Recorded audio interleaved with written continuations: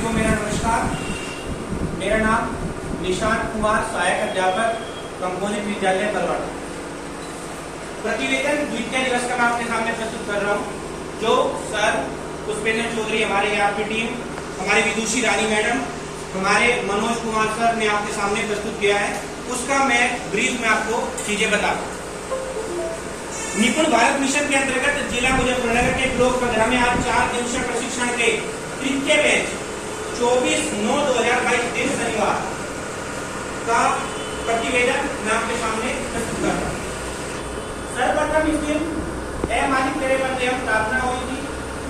उसके बाद हमारे बीच जो है हम लोगों ने राष्ट्रगान किया।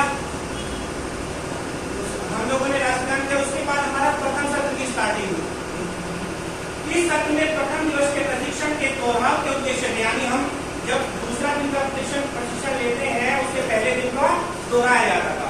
उस दोहराव में श्रीमती गरिमा जी, सहायक अध्यापिका, कंपोजिट विद्यालय सांजक, उन्होंने आपके सामने मौखिक रूप से प्रथम दिवसीय प्रशिक्षण संबंधी संक्षिप्त विवरण सभी प्रतिभागियों के सामने प्रस्तुत किया। तदोपरांत ARP महोदय श्री मनोज कुमार जी, श्री पुष्पेंद्र चौधरी जी, श्रीमती विदुषी रानी जी द्वारा एक गतिविधि कानाफूसी कराई गई।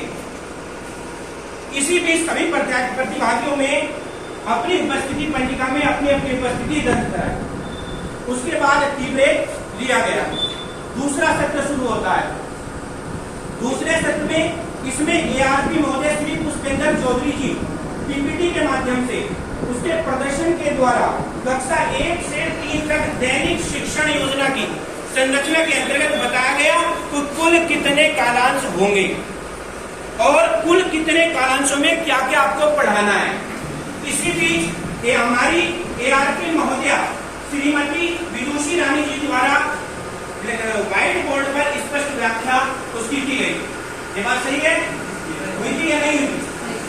अब तृतीय सत्र में ARP महोदय श्री पुष्पेंद्र चौधरी जी द्वारा मौखिक भाषा विकास, डिकोडिंग पठन कौशलों, सहायक शिक्षण सामग्री कैसी होनी चाहिए, इसके अतिरिक्त भाषा विकास के लिए आधारशिला क्रियान्वयन संदर्शिका, भाषा शिक्षण सामग्री, चार्ट, पोस्टर, बिग बुक, सहज कक्षा 1, 2, 3, भाषा की कार्यपुस्तिकाएं, कलरव, पिछले, पंखुड़ी आदि का उपयोग पर चर्चा हुई थी या नहीं हुई थी? फिर ARP महोदया श्रीमती विदुषी रानी जी द्वारा समूह कार्य किए गए और उन पर चर्चा की गई और प्रत्येक प्रतिभागी द्वारा विशेष चर्चा परिचर्चा की गई। तीसरे सत्र की समाप्ति भोजनावकाश के आरंभ से हुई।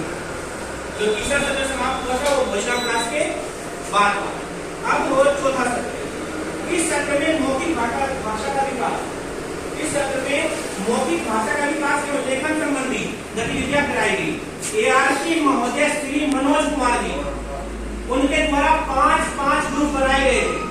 उसमें जो है हर एक प्रतिभागी को अपना अपना चार्ट प्रस्तुत करना था। उसमें सभी ने अपने अपने माध्यम से उस कहानी को बताया और सभी को जो है उसमें जो विद्यालय हैदरनगर की श्रीमती शायद रीतू नाम है उनका, रीतू है ना, उन्होंने आपके सामने बहुत अच्छे से पोयम के बारे में पढ़ाया था। हुआ था या नहीं हुआ था? पांचवा सत्र। इस सत्र में ARP महोदय श्री पुष्पेंद्र चौधरी द्वारा डिकोडिंग एवं संबंधित लेखन एवं बुनियादी कौशल पर चर्चा की गई तथा निम्न बिंदु पर भी चर्चा हुई। प्रिंट चेतना पर चर्चा हुई थी। उसके बाद ध्वनि जागरूकता पर परिचर्चा हुई थी। हमारे व्यवस्थित डिकोडिंग के चरण ट्रैकर संबंधी जानकारी उनके द्वारा दी गई थी। ट्रैकर के 3 प्रकार होते हैं, सब जानते हैं, वार्षिक, साप्ताहिक और जो है हमारा, बोलिए, वार्षिक, साप्ताहिक, साप्ताहिक।